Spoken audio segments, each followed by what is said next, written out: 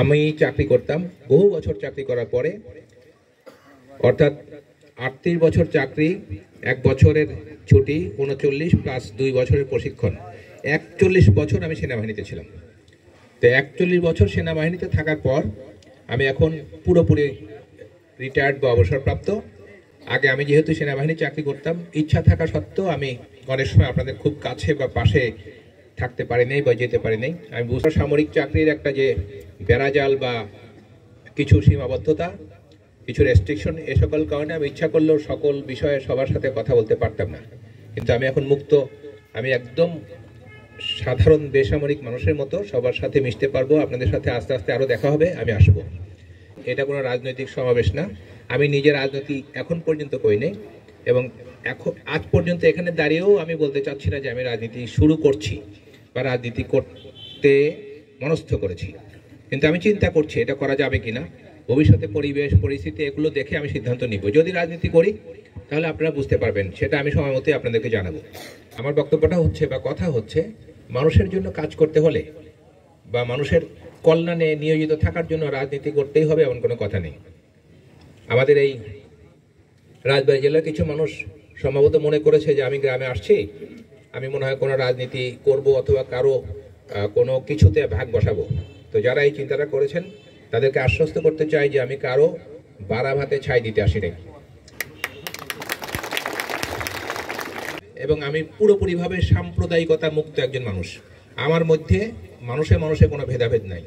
মুসলমান, হিন্দু, জাতপাত এগুলো নিয়ে কখনো আমি কোনোভাবে মানুষকে ছোট করার চেষ্টা করি না, আলাদা করার চেষ্টা করি না। কিন্তু দুঃখজনকভাবে গত 1 সপ্তাহ 10 দিন যাবৎ একটি কথা বা একটি বক্তব্য নিয়ে সামাজিক যোগাযোগ মাধ্যমে আমাদের রাজবাড়ী জেলার মানুষকে খুব বেশি উৎসাহী দেখা যাচ্ছে। আমি আজকে ব্যক্তিগতভাবে এখানে উপস্থিত হয়েছি আপনাদের সামনে খোলাসা করি। আজকে 27 তারিখ, অনেক আগে থেকেই কিন্তু আমার আজকে এই গ্রামের বাড়িতে আসার কথা ছিল। তো 27 তারিখে আমি গ্রামের বাড়িতে আসবো, এটা আমি বলেছি কমপক্ষে 1 মাস আগে। তো 27 তারিখে আসার আমার এই তারিখটা ঠিকই ছিল, আমি এটা আজ পর্যন্ত পরিবর্তন করি নাই এবং আমি আসছি। কিন্তু এই 5-6 দিন আগে আপনারা দেখেছেন যে খবরের কাগজে একটা খবর বের হয়েছে। খবরটা কি? 22 জন সেনা কর্মকর্তার পাসপোর্ট বাতিল এবং তাদের ভ্রমণের উপর নিষেধাজ্ঞা দেওয়া হয়েছে। খবরটা সঠিক, খবরটা ঠিক, কিন্তু খবরটা যেভাবে প্রচার হয়েছে সেটা ঠিক না। খবরটা ঠিক অর্থ হচ্ছে, বাংলাদেশে আপনারা জানেন যে গত 15-16 বছরের একটা দলের শাসন ছিল। সেই শাসনকালে কিছু নিয়ম অনিয়ম নিয়ে বর্তমান অন্তর্বর্তীকালীন সরকার একটি তদন্ত বা অনেক ধরনের তদন্ত করছে। তো সেই তদন্তের মধ্যে আমরা যারা সেনা কর্মকর্তা, যে 22 জনের নাম প্রকাশিত হয়েছে খবরের কাগজে, তাদেরকে সংশ্লিষ্ট করেও কিছু তদন্ত হবে। তদন্তের মধ্যে কেউ সাক্ষী, কেউ অভিযুক্ত, কারো বিরুদ্ধে প্রাথমিক অভিযোগ এরকম আছে। সুতরাং তদন্তের স্বার্থে, সুষ্ঠু তদন্তের স্বার্থে তাদের বাংলাদেশে উপস্থিত থাকা প্রয়োজন, এবং তারা যেন বাংলাদেশ থেকে চলে না যায় সেই জন্য তাদের পাসপোর্ট বাতিল করা হয়েছে এবং তাদের উপরে ট্রাভেল ব্যান দেওয়া হয়েছে, অর্থাৎ ভ্রমণের উপরে নিষেধাজ্ঞা দেওয়া হয়েছে। এটা খুবই স্বাভাবিক একটা ব্যাপার, এটা কোনোভাবেই কোনো প্রকার অস্বাভাবিকতা এটার মধ্যে নাই, এবং এটা সারা বছর ধরে চলে। এই যে বিষয়টা যে কারো ভ্রমণের উপর নিষেধাজ্ঞা বা ট্রাভেল ব্যান দেওয়া হবে, এটা সারা বছর ধরেই চলে। এটা শুধুমাত্র যার উপরে দেয় সে জানে এবং বিমানবন্দর কর্তৃপক্ষ জানে। তবে এবার এই যে চিঠিটা, এই চিঠিটাতে 18 জনের নাম, এটা স্বরাষ্ট্র মন্ত্রণালয় থেকে কোনো একটা মহল কৌশলে চিঠিটা বের করে নিয়ে আসছে, এবং এই মহলের মধ্যে আমাদের রাজবাড়ির লোকও আছে আমি নিশ্চিত। কারণ আমি দেখলাম সারা বাংলাদেশের 64টা জেলা, কিন্তু রাজবাড়িতে এই বিষয়ে আগ্রহ খুব বেশি। এবং এই যারা এই কাজটা করেছে আপনারা চিনে রাখবেন নিশ্চয়ই, বা জানতে পারবেন এক সময় যে তারা খুবই উদ্দেশ্যমূলকভাবে এই কাজটা করেছে। আমি যদি কোনো কারণে আমি মনে করি যে আমি দোষী, তাহলে তো আমি বিদেশ থেকে আসতামই না। তো আমি বাংলাদেশে উপস্থিত, সবকিছুই আমি এখানে আছি, কিন্তু রাজবাড়ির একটা মহলের মধ্যে এত উচ্ছ্বাস, আমার নাম দেখে তাদের আনন্দ কি ফুর্তি। আমাকে অনেকে বলেছে যে কিছু কিছু লোকের তো অনেক এটা নিয়ে উৎসাহ দেখতে পাচ্ছি, তারা মনে হয় মিষ্টি টিষ্টি খাচ্ছে। তা আমি বললাম যে ঠিক আছে, তারা মিষ্টি খাক, তারা আনন্দ উৎসব করুক, তারা পার্টি দিক, কোনো অসুবিধা নেই। আমি তো আমার মতোই আছি, এবং আমি তো এই অন্তর্বর্তীকালীন সরকারকে সহযোগিতা করতে চাই। যে কোনো তদন্তের জন্য আমি শতভাগ সহযোগিতা করার জন্য সম্পূর্ণরূপে প্রস্তুত।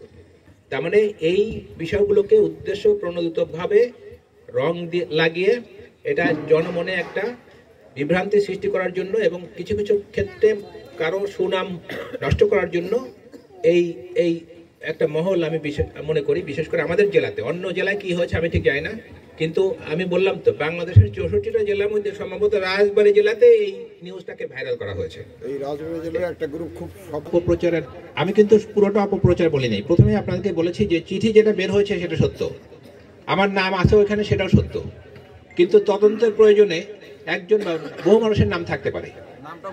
তো এখন এমনকি নামটাও ভুল আছে, আপনারা যদি ভালো করে দেখেন নামটাও ভুল আছে। আমি যদি বলি যে ওইটা আমি না, আমি কিন্তু বলতে পারি, আমি এটা বলতে চাচ্ছি না।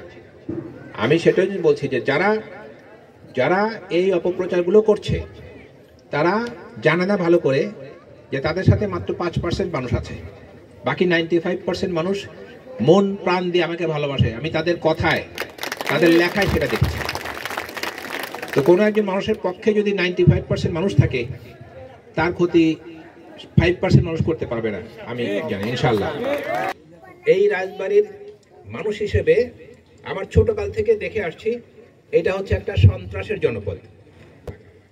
এছাড়া আমি যে সন্ত্রাসের জনপদের কথা বললাম, আমি ছোটবেলা থেকে দেখি এখানে খুন খারাপি, ছোটবেলা থেকে দেখি এখানে অস্ত্রের ঝনঝনানি, ছোটবেলা থেকে দেখে আসছি এখানে বিভিন্ন প্রকার সন্ত্রাসী বাহিনী, বিভিন্ন ধরনের জাসদ, গণবাহিনী, কি কি গামছা বাহিনী, তারপরে বিপ্লবী কমিউনিস্ট পার্টি, নিউ বিপ্লবী কমিউনিস্ট পার্টি, এই সকল বিভিন্ন রকমের পার্টি আর পার্টি, এবং তারা বিভিন্নভাবে বিভিন্ন রকমের অপরাধ করে বেড়াচ্ছে।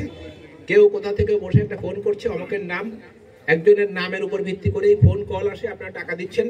কেউ গরু বিক্রি করে টাকা দিচ্ছে, কেউ ছাগল বিক্রি করে টাকা দিচ্ছে, কেউ অর্নামেন্ট বা সামান্য এক রত্তি সোনা আছে সেটা বিক্রি করে, শুধুমাত্র কোথা থেকে ওপার থেকে কে একজন ফোন করছে, তাকে আপনারা দেখেও নাই, আপনারা কেউ দেখেন নাই, সে মানুষ না ভূত তাও আপনারা জানেন না, শুধু এই নাম শুনলেই আপনারা টাকা নিয়ে গুছিয়ে একজনকে দিচ্ছেন।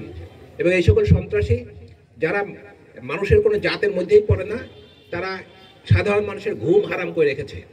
এই রাজবাড়ী জেলায় বিশেষ করে পাংশায় বা বৃহত্তর পাংশায়, যার মধ্যে পাংশা, কালুখালী, বালিয়াকান্দি আছে, আর আমাদের এই প্রান্তিক জনপদ, এই এলাকাতে তাদের বিচরণ রাতের বেলা, তারা মানুষের রক্ত চুষে খাচ্ছে।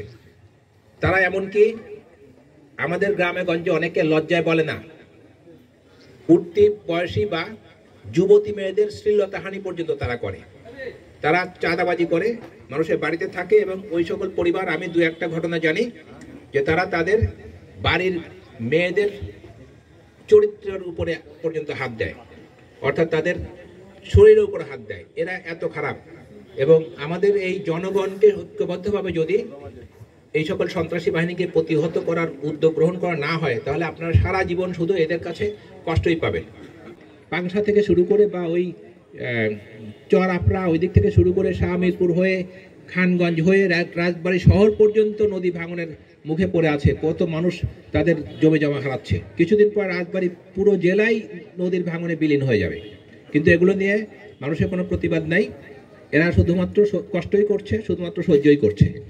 আমি এখন থেকে ঘন ঘন বাড়িতে আসবো, এবং আমার ইচ্ছা, আমি রাজনীতি না করলেও এই যে সামাজিক অরাজকতা, সামাজিক অন্যায়, অত্যাচার, অবিচার, এগুলো আমি প্রতিবাদ করব। এবং এই মানুষ, আপনাদের মতো মানুষ যারা আর এই অন্যায় চান না, অন্যায়ের প্রতিকার চান, আমি তাদেরকে ঐক্যবদ্ধ করে আমি এই সকল অপরাধী চক্র যারা আছে তাদের বিরুদ্ধে জনমত এবং ঐক্যমত গড়ে তুলে আমি তাদেরকে সামাজিকভাবে প্রতিহত করতে চাই।